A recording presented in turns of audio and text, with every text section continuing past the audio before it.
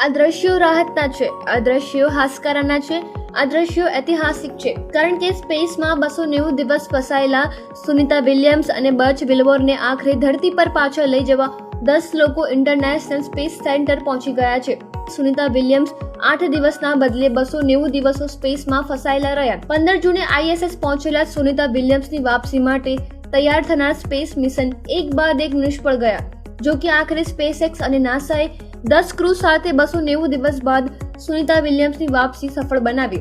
આ 290 દિવસમાં સુનિતા વિલિયમ્સનું સ્વાસ્થ્ય સતત નબળું પડી રહ્યું હતું. આમ છતાં તેમણે 290 દિવસમાં 62 કલાક સ્પેસ વોક કર્યું, 900 કલાક રિસર્ચ કર્યું અને જમીનથી 400 કિલોમીટર દૂર અવકાશમાં શાકભાજી ઉગાડ્યા. સુનિતા વિલિયમ્સને નાસાએ વાર્ષિક 1.26 કરોડની સેલેરી આપે છે. તેવામાં 290 દિવસ વધારાના સ્પેસમાં રહેવાને કારણે સુનિતા વિલિયમ્સને નાસાએ 15 થી 20 કરોડ વધારાની સેલેરી આપવી પડશે તેવી ચર્ચા છે.